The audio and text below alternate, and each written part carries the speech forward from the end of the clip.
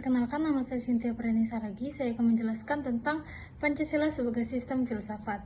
Yang pertama itu, filsafat sebagai proses dan hasil. Filsafat sebagai proses merujuk pada aktivitas berpikir secara mendalam, kritis, dan sistematis mengenai realitas, nilai, dan kebenaran. Proses ini melibatkan analisis terhadap berbagai persoalan mendasar dalam kehidupan manusia, seperti hakikat keberadaan, moralitas, kebebasan, dan tujuan hidup. Dalam konteks ini, berpikir filsafati tidak hanya mencari jawaban atas pertanyaan-pertanyaan dasar, tetapi juga mencoba memahami dan memberi makna terhadap pengalaman manusia secara menyeluruh. Sementara itu, filsafat sebagai hasil merujuk pada kesimpulan, prinsip, atau sistem nilai yang diperoleh dari proses berpikir tersebut.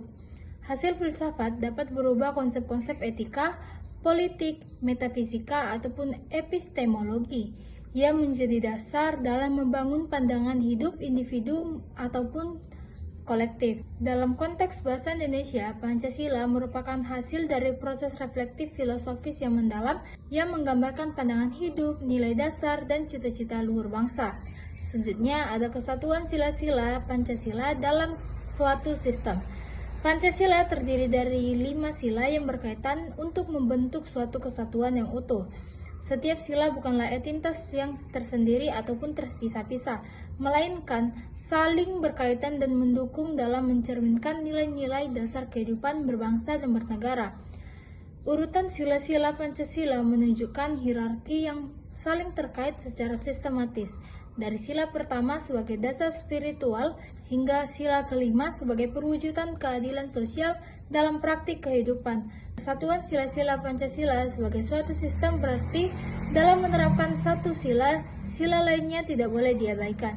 Misalnya, keadilan sosial tidak dapat tercapai tanpa menjunjung tinggi nilai kemanusiaan, persatuan, dan demokrasi.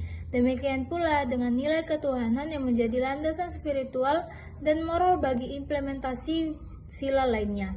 Dengan demikian, Pancasila merupakan sistem yang terpadu dan menyeluruh bagi kehidupan bangsa Indonesia. Yang ketiga, kesatuan sila-sila sebagai sistem filsafat. Pancasila sebagai sistem filsafat berarti kelima silanya membentuk satu kesatuan pandangan filosofis tentang manusia dan masyarakat Indonesia. Setiap sila mengandung nilai-nilai filsafat yang bila digabungkan menghasilkan suatu pandangan hidup yang holistik dan integral.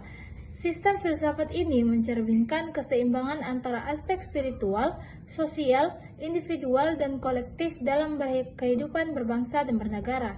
Sebagai sistem filsafat, Pancasila menjawab persoalan dasar filsafat seperti hubungan antara individu dengan negara, antara manusia dengan Tuhan, serta konsep tentang keadilan, kebebasan, dan moralitas.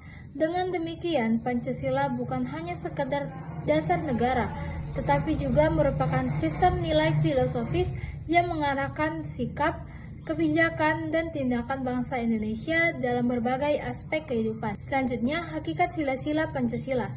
Hakikat sila pertama, ketuhanan yang Maha Esa, menunjukkan bahwa bangsa Indonesia mengakui adanya realitas transenden